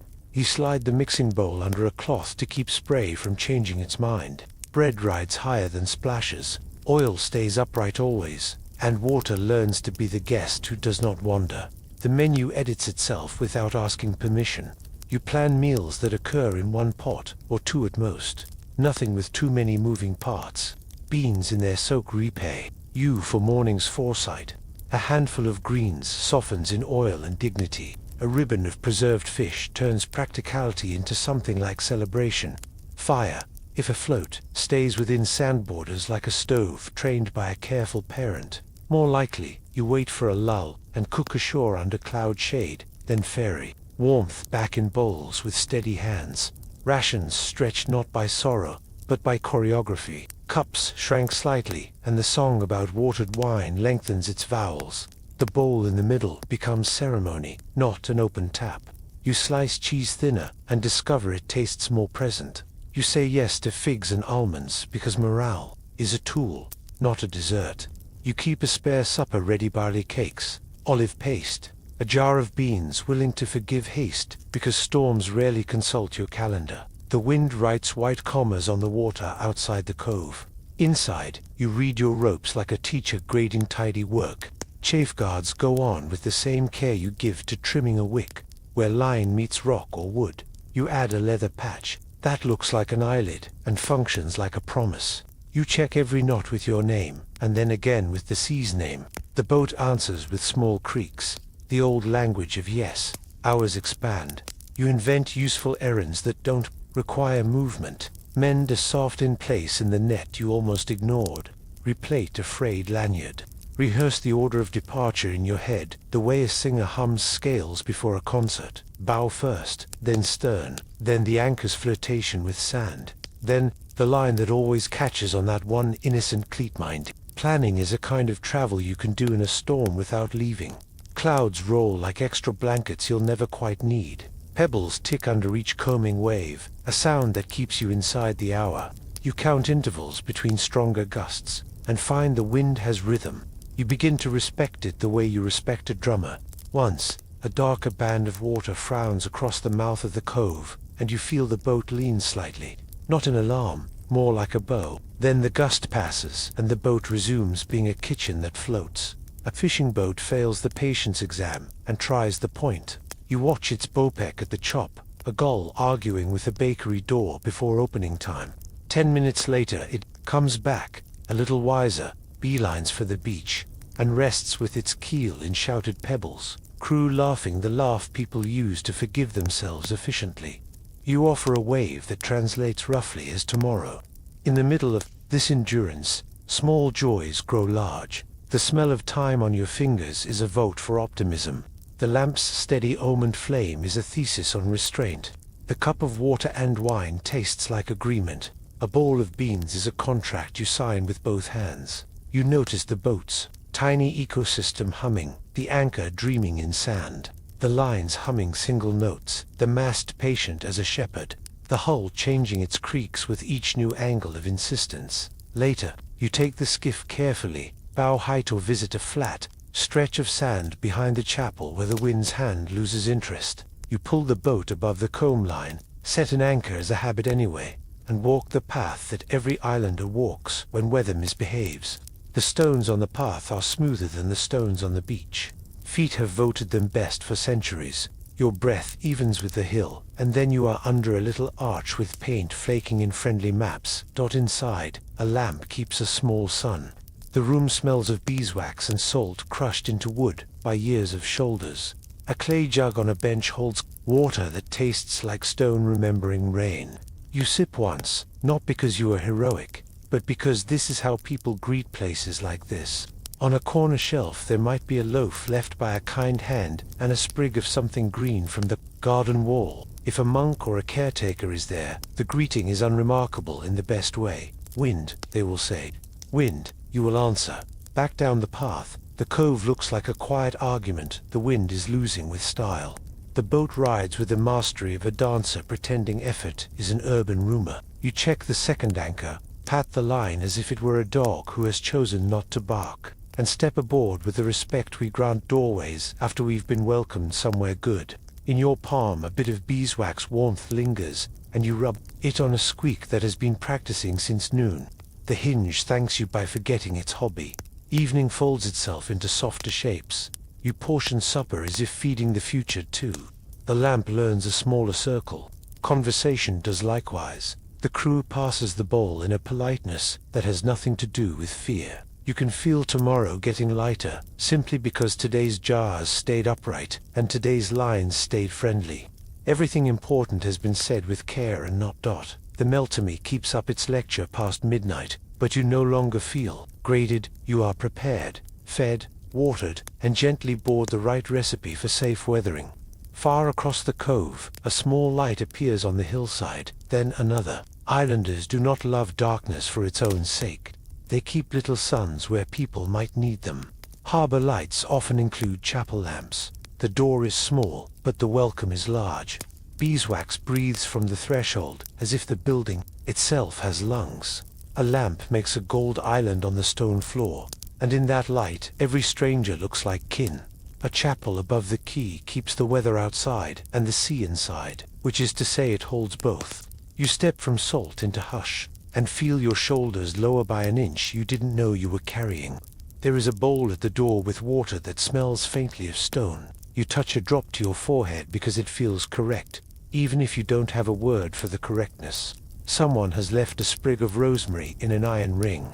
A little lizard studies you from the wall like a green punctuation mark. The lamp burns steadily, fed by oil that once warmed a hillside and now warms a room.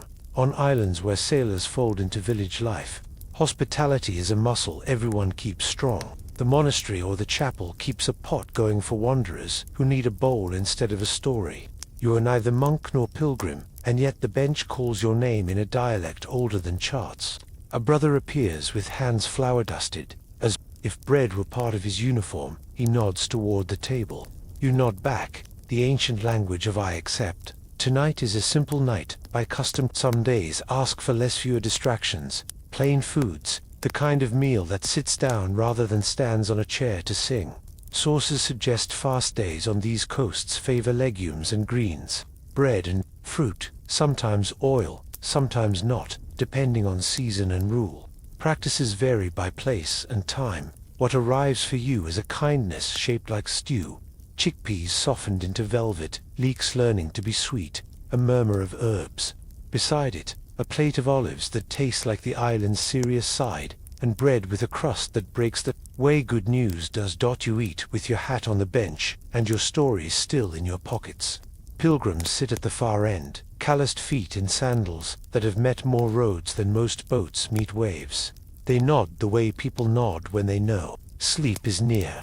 A fisherman you waved at last week chews with the steady concentration of someone who has learned the power of enough. A boy with a staff taller than himself listens to the stew like it might tell him a direction. No one asks your business because your hunger already did. Grace is brief and wide. A hand crosses the air with the ease of habit. The words are soft, enough not to jar the lamp. You don't need to share the belief to understand the tone. Gratitude for the bowl, the field, the water, the hands. The bread gets a sign on it, not for show, but because the act has sharpened the knife of attention for generations. You take your piece. It is not a small piece, but it is not greedy either. It tastes like 4 ingredients and 100 years. The brother sets another dish on the table. Greens that tasted of wind an hour ago, and now tastes of patience. Dandelion cousins and chicory limp in the most flattering way, with a lick of oil and a squeeze of something tart. You take a bite, and think of the hillside you walked that morning, the bees like punctuation in the time. If tonight is a stricter night, the greens would arrive drier, the oil would wait for another day. No one lectures, the food carries its own message. Modesty can be delicious. A woman from the village brings a bowl of lentils and a fig cut open like a map of late summer. Her scarf smells of sun and grain. She sets down the bowl quietly, the way good news is sometimes delivered, and returns to the door to watch the weather's mouth. In harbors, roles overlap like nets. Pilgrims become helpers, sailors become carriers, monks become bakers. When the hour asks, you lift the bowl and the spoon feels like a tool that built something you can't name. Stories braid themselves into the steam and rise. Someone asks the pilgrim child about a shrine halfway up the mountain. He answers with a shy drawing in the crumbs. A sailor tells the room about a cove where fresh water beads on stone at dawn. If you lay your sail like a clean tongue to the breeze, the brother hums a scent and sets a second loaf where shadows have been gathering. This is the kind of talk that makes tomorrow better without waking the pulse. A traveler pulls a stamped token from his pouch, a little badge from a far-off church. That looks pleased to have survived a pocketful of coins. You recognize the look of travel at every scale. Jars sealed against time, souls sealed against loneliness, and sometimes both customs resting at the same table without argument. The island is a translator. It lets these languages meet. You pass. The olives are round again. The brine jogs your mouth awake after the stew's lullaby. A single almond makes a new paragraph. The brother watches the bowl tilt and returns with more. From last winter's store, he says, it was a good year for rain. You picture cisterns with their cool bellies and lids that own the sound of quiet. You sip water that has learned stone and thank the slope, the mason, the roof, the careful hands. When the diluted wine appears in a modest cup, it tastes like a chapter closing with grace. Time slows into kindness. The lamp trims itself without complaint. The room becomes a small harbor inside a larger one, a tide-proof cove, made of manners and bread. You feel the day slide off your shoulders. Thoughts that were sharp become round. Every word spoken has a blanket in it. Even the lizard relaxes its grammar. Before you leave, a basket appears, and from it the brother offers small things for the road. A heel of bread wrapped in cloth, a sprig of rosemary that will make your pockets smell like memory, a wedge of cheese if the rule permits tonight. If not, a handful of raisins walks into your hand with the quiet of an old friend. You put a coin where coins go, not payment but partnership. You put a word where words go, thank you. Outside, the wind is still writing on the sea with a stiff pen, but the letters look friendlier now.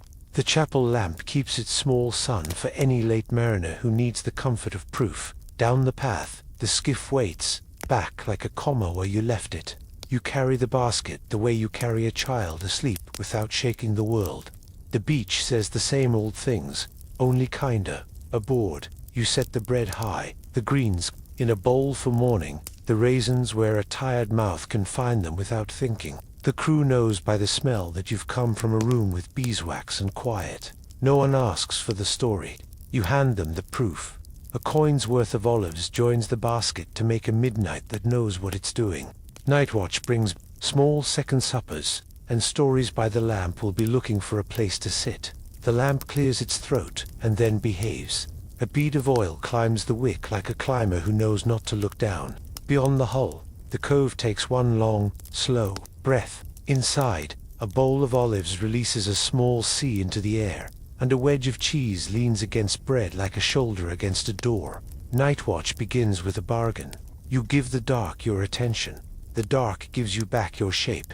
The crew portions the hours into quiet rooms: first watch, middle, morning year schedule, invented by practicality and kept by appetite. You take the middle slice, the loaf's calm heart. The lamp's little almond flame shows you just enough of everything to trust everything else. Second, suppers are not feasts. They are repair kits. 2 olives to remind the mouth how to think. A piece of cheese shaved thin so salt can walk the tongue without marching. A fig opened like a book of late summer. Seeds like full stops. An almond for the hinge of the jaw and the hinge of the hour. You hold the bread high while cutting. The crew has learned the laws of damp the way monks learn psalms. The cove is a cradle. Pebbles drum a soft pattern under the reach of each small wave. The rope at the bow says a low, contented vowel. The boat answers with polite creaks that mean wood is making peace with water. Again, inside this, stories are the work that feels like rest. You tell one about a baker who could cut a loaf so perfectly that 2 halves begged to be neighbors again. Someone answers with a tale about a spring that sang in winter and slept in summer. And everyone nods because islands make sense that way. Your eyes voyage while your body stays. Constellations slide over the ridge like careful dancers taking cues from distant drums. The Big Dipper tips toward patience. Its 2 far stars take you up to the star that doesn't wander. You sight along a spar and find Polaris where it belongs, not because it loves you, but because it remembers the contract. Sources suggest sailors learned altitudes and star paths without behaving like mathematicians. You accept the lesson with your chin and your breath rather than a slate. Orion clears the hill with a hunter's long stride. To the east, a planet walks a steadier line than the blinking stars and pretends it has no name. The sky becomes a map you can read without scaring sleep. From time to time you stand and drift to the bow, a cup in your hand and quiet in your pockets. The line hums under a finger and tells you what the anchor already told. The sand. We're staying. You chafe guards a scrap of leather here, a sympathetic knot there, and feel the relief that tiny precautions pay. The kind that never make a story because they prevented one. You come back to the lamp and the bowl, to the figs, small astronomy dot across the water. Another watch whispers through its own chores. Their lantern prints a sister coin on the surface. Voices lift and fall at the seam of the hour. You can't make out words, only tempo, which is the important part. 2 coves can talk this way, trading reassurance without wit. You tap your cup. Against the wood once, a greeting sent by wood and answered by wood. Stories travel in the opposite direction of fear. A young hand asks for the one about the time the Meltemi left you pinned 3 days, and the beans tasted better on the third than the first. You retell it with new honesty. How you learned to hide a day in the jar's arithmetic. How oil can forgive time. How a ribbon of preserved fish turns thrift into warmth. Someone adds a line about lemons rolling like lucky coins into a palm at a key, and the lantern seems to brighten for a heartbeat. You trim the wick with the knife that also knows cheese, and the lamp rewards you with a cleaner flame. The room grows rounder. Light lies on rope like watered wine lies on the tongue. Persuasive, not greedy. The ledger of the day is folded and put away. The boat's account now is breath. The crew's currency, minutes. You make change with almonds and olives, and find there is always enough. The stars serve navigation, but they serve consolation too. You follow the crooked line of Cassiopeia toward a story your grandmother told, in which the queen learns that comfortable arrogance makes poor furniture. You think about thrones, and then about stools, and decide the plank you sit on is wiser than most furniture in most halls. A meteor whispers a diagonal across your thinking. Nobody sees it but you, and you keep it, a small, private coin. The cheese has a rind that smells faintly of caves and discipline. You shave the last curls and tuck the heel away so evening's order will become morning's gratitude. A spoon of olive brine flicked onto a piece of bread turns it into a midnight lecture. On balance, you sip your watered wine thoughtfully, and remember a monk's cistern, a spring's echo, a woman's rope hand at the well. Drinking is remembering the work that gave you permission to drink. The middle watch holds the best stories because the mind is loose. Someone tells the one about the pipe player who could make gulls suspend judgment. Someone else tells the one about a goat that learned to untie clove hitches. Laughter is a soft tool. It oils joints you didn't know had begun to stiffen. It also keeps voices low, which is good, because the next cove is sleeping and harbor courtesy is a law, older than charters. When the lamp sputters once like a child testing bedtime, you coax it with a drop of oil, not a lecture. The flame steadies. You steady you, and the night arrive at a consensus. You'll keep watch. It will do nothing surprising. Out on the cape, a chapel's lamp appears, dwells, disappears, reappears, as the path and trees agree to take turns. You check the net, where it hangs, and feel the mended squares with your palm. They're dry and politely taut. Your fingers smell of tar and thyme and cheese and rope, and something like pine the whole day written in a language that doesn't need ink. You pass the bowl to the next watchkeeper, point out a star that will change his mind about what night is for, and sit back as a listener for a while. There is a story you keep for yourself, because some tales taste better alone. It is about arriving empty-handed once, and being filled any way a child, at a door you didn't know was yours. The beeswax breath of welcome, the loaf that broke its crust at the right sound. You hold it like a warm stone until it has done its work, then you let it cool and place it back where good stories sleep. The wind lightens halfway to dawn. The rope's song lowers to a murmur. The boat's creaks become satisfied sighs. A small, treacherous boredom tries the latch, but the first gray seam on the eastern water distracts it. Night makes its long exhale. You look into the cup and decide the last swallow belongs to the person who will wake soon to make the morning small again with plans. You set the heel of bread high so you can't flatter it into ruin. You note in your head a list you won't write. Return the hired pot, count the loaves, fold the greens into their cloth, tie the jar's cord twice, check the second anchor, thank the chapel lamp with a nod it will never see. The stars rehearse their exit. The lamp yields to the light's first draft.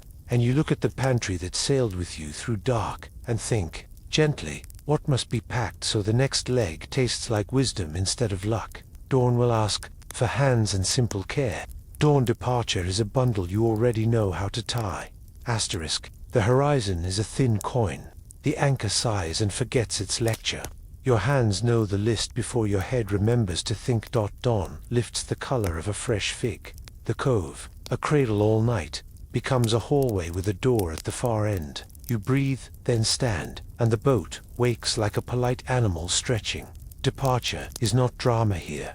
It is housekeeping with a sense of direction. First, the lamp, because light deserves a thank you. You pinch the wick closed, cap the oil, wipe the rim so it won't grow a soot memory. The lantern keeps a little warmth like a kept secret. You hang it where bumps are impossible, the boat's version of a high shelf. Then the jars.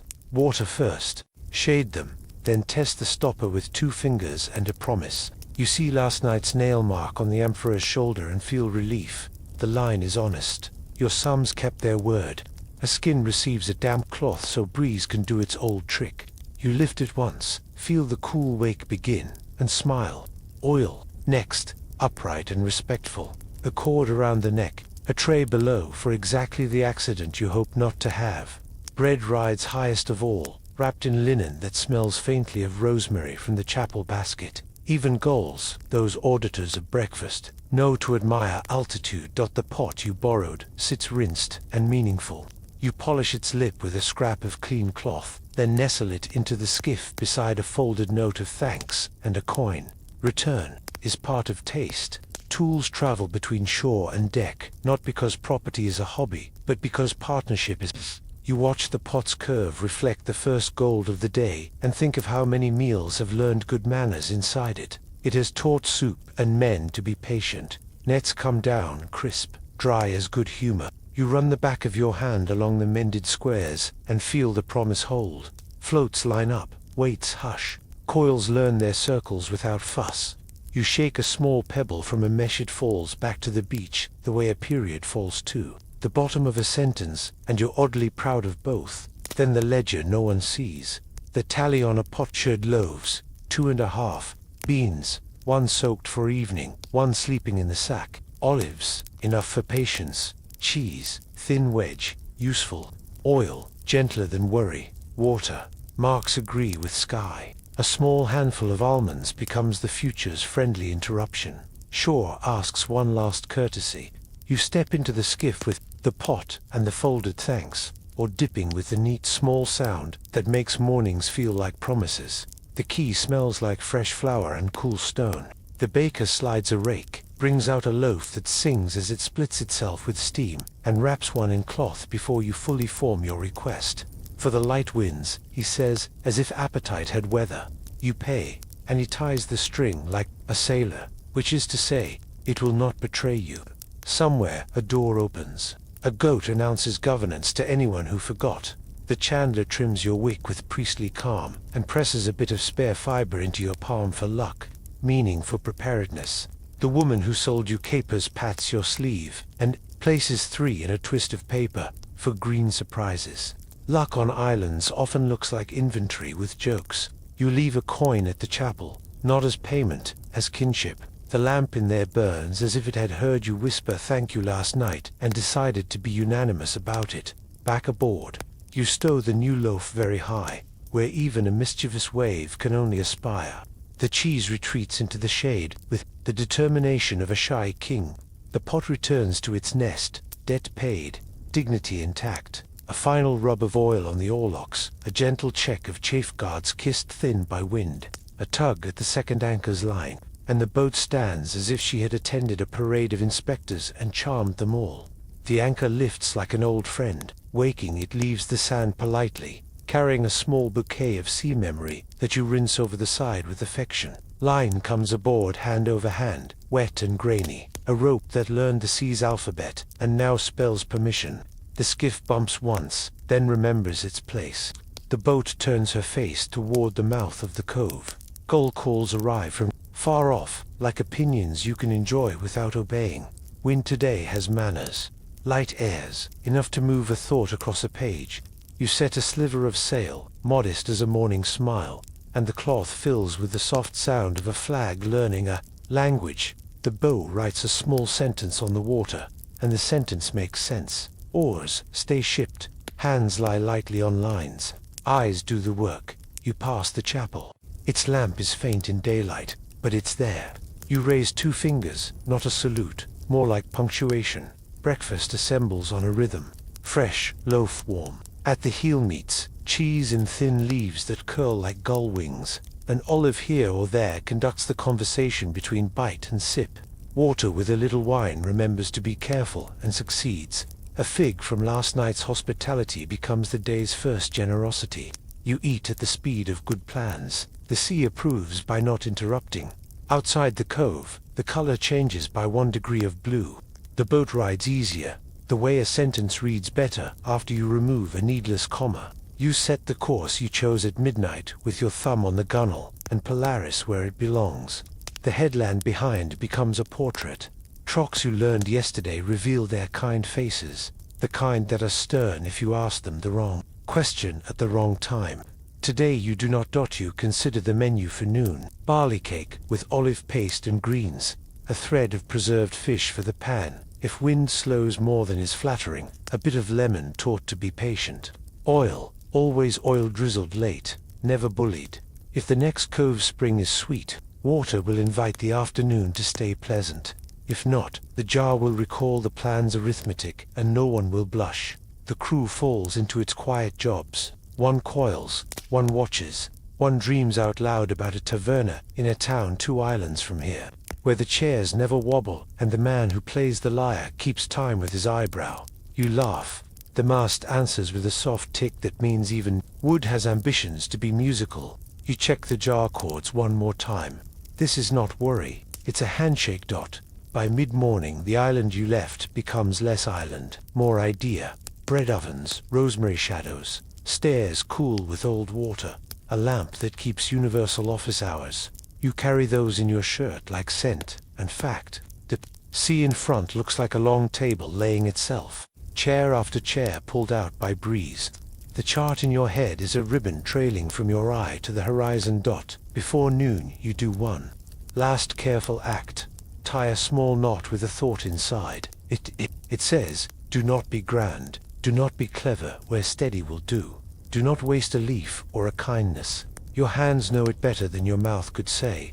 The knot lives at the end of a line you will touch 100 times before sunset. Each touch, a tiny promise that makes lunch taste better. You look back once. The cove is a closed parenthesis with a lamp for a comma. You look forward twice. A shoulder of rock makes a suggestion. A cloud writes a hinted map. The boat translates. You breathe, like a sailor who ate well and plans to again. Another cove waits with the same kind patience, and your pantry is already answering its invitation.